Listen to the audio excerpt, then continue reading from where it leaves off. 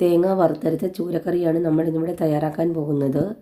ഒരു അരമുറി തേങ്ങയാണ് എടുത്തിരിക്കുന്നത്. ഇതിലേക്ക് കുറച്ച് കുരുമുളക് ചേർത്ത് കൊടുത്തിട്ടുണ്ട്. 3 ചെറിയ ഉള്ളിയാണ് എടുത്തിരിക്കുന്നത്. റൗണ്ടായി അരിഞ്ഞെടുത്തതാണ്, അതുകൂടി ചേർത്ത് കൊടുത്തിട്ടുണ്ട്. ഇനി ഇതിലേക്ക് ഒരു 15 വറ്റൽമുളകാണ് എടുത്തിരിക്കുന്നത്. ഇതുപോലെ കട്ട് ചെയ്തെടുത്തതാണ്. ഇനി ഇതിലേക്ക് ഒരു 2 തണ്ട് കറിവേപ്പില കൂടി ചേർത്ത് കൊടുത്തിട്ടുണ്ട്. ഇനി ഇതെല്ലാം കൂടി നന്നായി ഒന്ന് വറുത്തെടുക്കാം. ഒരു മീഡിയം ഫ്ലെയിമിലാണ് നമ്മൾ വെച്ച് കൊടുത്തിരിക്കുന്നത്. നന്നായി ഇളക്കി കൊടുക്കണം. തേങ്ങയുടെ വെള്ളമെല്ലാം വറ്റിയതിന് ശേഷം നമുക്കിതിലേക്ക് ഓയിൽ ഒഴിച്ച് കൊടുത്താൽ മതി. ഇനി ഇതിലേക്ക് നമുക്ക് കുറച്ച് ഉലുവ കൂടി ചേർത്ത് കൊടുക്കാം. ഞാനിവിടെ വറുത്ത ഉലുവയാണ് എടുത്തിരിക്കുന്നത്, അതുകൊണ്ടാണ് ഇപ്പോൾ ഇട്ട് കൊടുക്കുന്നത്. നിങ്ങൾക്ക് ആദ്യം തന്നെ ഉലുവ ഇട്ട് കൊടുക്കാവുന്നതാണ്. തേങ്ങയുടെ വെള്ളം വറ്റി വരുമ്പോൾ ഇതിലേക്ക് നമുക്ക് 1.5 ടീസ്പൂൺ കോക്കനട്ട് ഓയിൽ ഒഴിച്ച് കൊടുക്കാം. കോക്കനട്ട് ഓയിൽ ഒഴിച്ച് കൊടുക്കുമ്പോഴാണ് കറിക്കൊരു ടേസ്റ്റ് ഉണ്ടാകുന്നത്. ഇനി ഇതെല്ലാം കൂടി നന്നായി ഒന്ന് വറുത്തെടുക്കാം.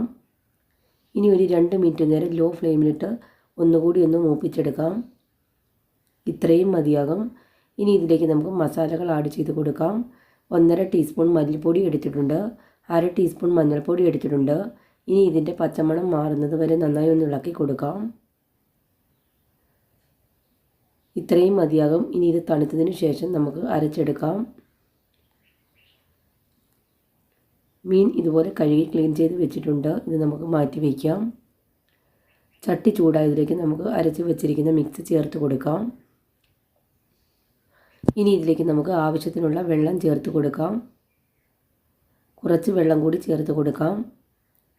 നിങ്ങൾ ആദ്യമായിട്ടാണ് എൻ്റെ ഈ ചാനൽ കാണുന്നതെങ്കിൽ എല്ലാവരും ലൈക്ക് ചെയ്യാനും ഷെയർ ചെയ്യാനും സബ്സ്ക്രൈബ് ചെയ്യാനും മറക്കല്ലേ. ഇത്രയും മതിയാകും.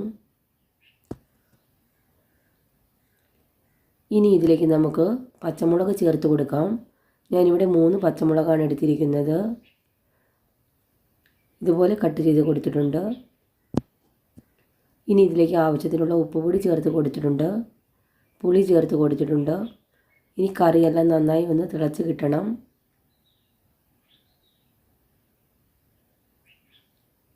ഇപ്പോൾ കറിയെല്ലാം നന്നായി തിളയ്ക്കാൻ തുടങ്ങിയിട്ടുണ്ട്.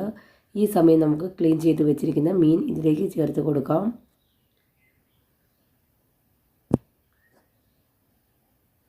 നല്ല ടേസ്റ്റി ആയിട്ടുള്ള ഒരു ചൂരക്കറിയാണിത്. എല്ലാവരും ഒന്ന് ട്രൈ ചെയ്ത് നോക്കണേ. ഇനി ഇതെല്ലാം കൂടി നന്നായി ഒന്ന് ഇളക്കി കൊടുക്കണം.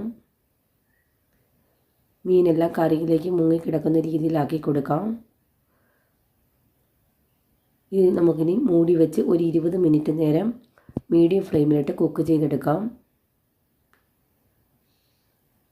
അടച്ചു വയ്ക്കാം.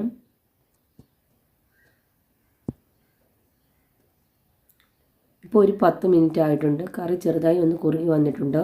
ഈ സമയം നമുക്കിതിലേക്ക് കുറച്ച് കറിവേപ്പില ചേർത്ത് കൊടുക്കാം.